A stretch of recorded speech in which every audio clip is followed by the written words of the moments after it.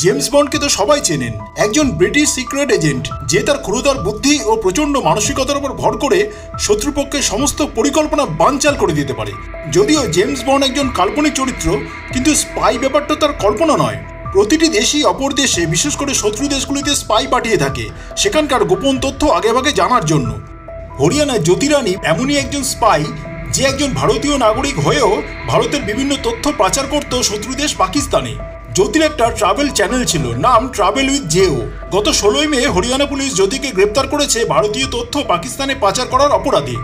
জ্যোতি ছাড়াও আরও বেশ কয়েকজনকে গ্রেপ্তার করা হয়েছে, যেমন উত্তরপ্রদেশের 24 বছরের নোম্যান ইলাহি কিংবা হরিয়ানার কলেজ স্টুডেন্ট 25 বছরের দেবেন্দ্র সিং দিলন।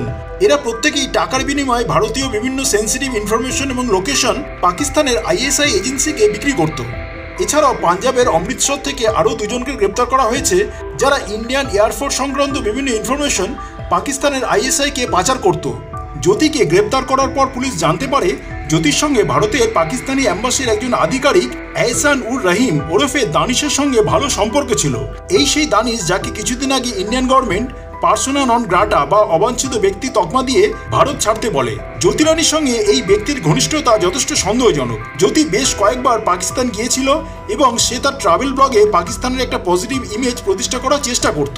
শুধু তাই নয়, এই দানিশের সঙ্গে জ্যোতি বেশ কয়েকবার ফরেন ট্রিপেও গিয়েছিল।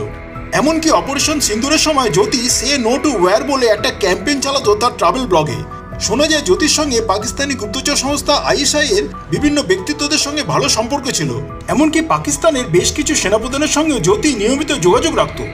জ্যোতিকে গ্রেপ্তার করে পুলিশ তার ল্যাপটপ ও মোবাইল থেকে বেশ কিছু আপত্তিকর তথ্য কালেক্ট করেছে, যেগুলি দেশ বিরোধী। কিন্তু এখন প্রশ্ন হলো, কেন, কি কারণে? শুধুমাত্র ফেম কিংবা কিছু পয়সার জন্য নিজের দেশকে, নিজের মাতৃভূমিকে কলঙ্কিত করতেই হবে? শত্রু দেশকে নিজের দেশের গোপন তথ্য পাচার করতেই হবে? বর্ডারে যখন ভারতীয় সেনাবাহিনী পাকিস্তানি সেনাবাহিনী বা জঙ্গিদের সঙ্গে লড়াই করে, তখন তারা জানতে পারে শত্রুপক্ষের গতিবিধি কিংবা লোকেশন। কিন্তু দেশের মধ্যে জ্যোতির মতো যে সমস্ত স্পাই বা গুপ্তচরেরা লুকিয়ে রয়েছে, যারা সুযোগ পেলে শত্রুর হাতে তুলে দিচ্ছে বিভিন্ন তথ্য, তাদের চিহ্নিত করা কি অত সহজ?